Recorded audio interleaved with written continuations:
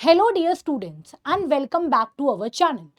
तो अभी कुछ दिन पहले ही मैंने आप लोगों के साथ एक शॉर्ट शेयर की थी जिसके अंदर मैंने आपको बताया था कि जो आपका पीजी एडमिशन है दिल्ली यूनिवर्सिटी जो है उसके एक रेगुलर कॉलेजेस तो होते ही हैं, लेकिन साथ में जो है उसका एसओएल यानी कि स्कूल ऑफ ओपन लर्निंग भी है, जिससे आप डिस्टेंस के थ्रू जो है यानी कि आपको जो है रेगुलर क्लासेस नहीं लेनी होती है, आपकी वीकडे पे ज़्यादातर संडे को जो है वो क्लासेस लगती हैं।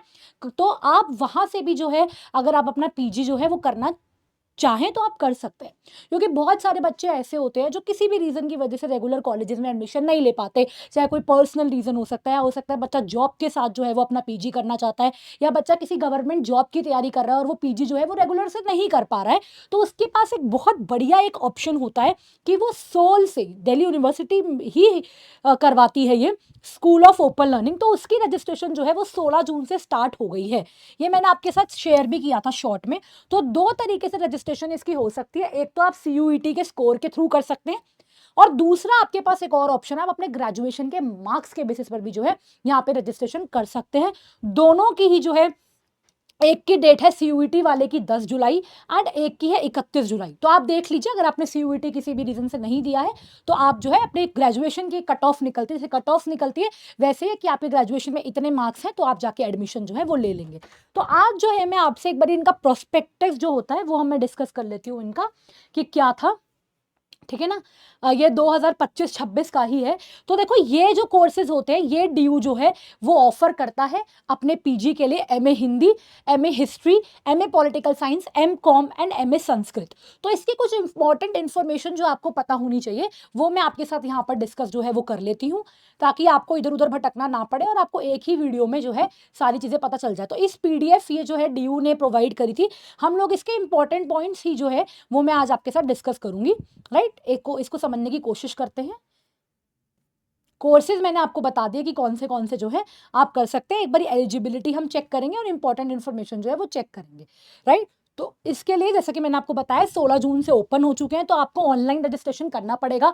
To apply for the admission candidate must complete online registration. तो चाहे आपको अपने ग्रेजुएशन के मार्क्स मेरिट के बेस पे चाहिए, चाहे आप सीयूईटी के स्कोर के बेसिस पे कर रहे हो, आपको ऑनलाइन रजिस्ट्रेशन करना क्या है आपके लिए कंपलसरी है, बिल्कुल। Right, when filling out the online registration form आप कोर्स एक बार ठीक से सेलेक्ट कर लेना कि आपको कौन सा कोर्स करना है, क्योंकि फिर बाद में जो एडिट का ऑप्शन नहीं आता तो फालतू में बच्चों आपका जो टाइम वगैरह है वो वेस्ट हो जाएगा। राइट, उसके बाद जो है, क्योंकि ये ओपन लर्निंग है, ये कोर्सेज जो है ये ऑफर कर रहे हैं Hindi, history, pol science, MA, और कॉमर्स के बच्चों के लिए एमकॉम भी है।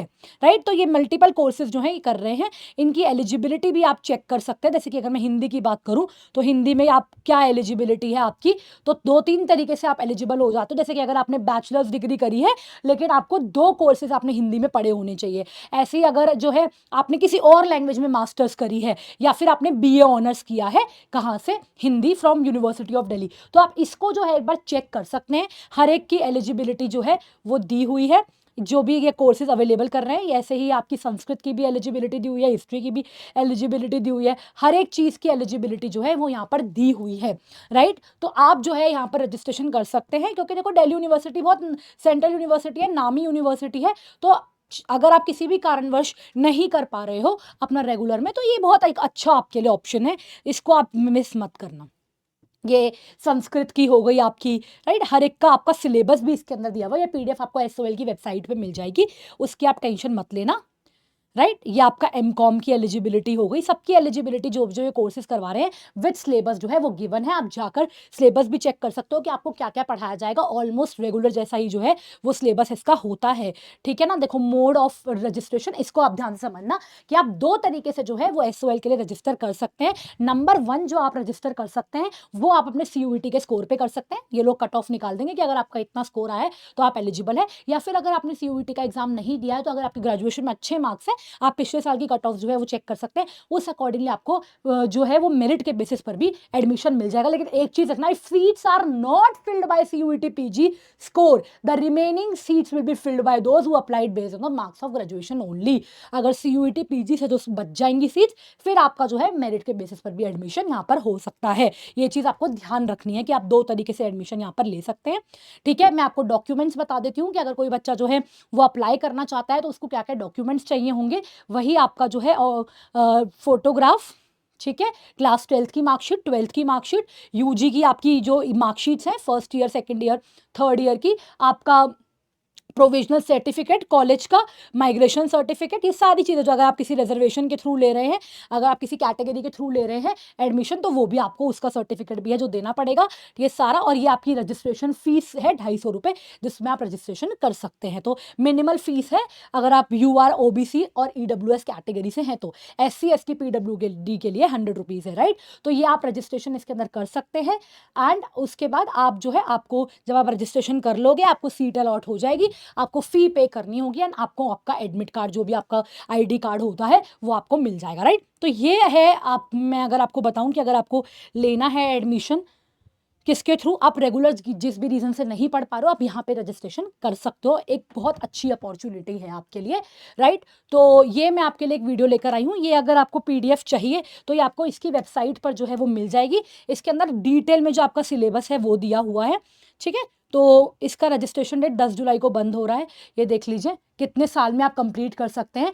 2 साल मिनिमम है एंड 4 साल मैक्सिमम है। तो अगर आप नहीं दे पाते हो तो 4 साल तक आप अपनी MA पूरी कर सकते हो किसी भी रीज़न की वजह से। देखो, हर किसी बच्चे की सिचुएशन बेटा अलग होती है, तो हर कोई बच्चा जो है वो उस तरीके से नहीं अपनी पढ़ाई पूरी कर सकता, तो उसके पास ये बहुत अच्छा ऑप्शन है। स्टडी मटेरियल वाला जो है, जो है वो आपको पहुंचा दिया जाता है घर पे, आपको प्रिंटिंग मिल जाता है। और ये जो आपकी क्लासेस हैं, ये सैटरडे संडेज में चलती हैं, या फिर कोई गजेटेड हॉलीडे जब होता है, छुट्टी वाले दिन ही चलते, रेगुलर आपकी नहीं चलती। ये चीज़ आप ध्यान रखना। तो अगर आप इस अपॉर्चुनिटी को मिस मत करना। लास्ट डेट 10 जुलाई है, बाद में भी कर सकते हो आप लोग, सोच लो, अभी अपना डिसीजन ले लो, अभी आपके पास बहुत टाइम है।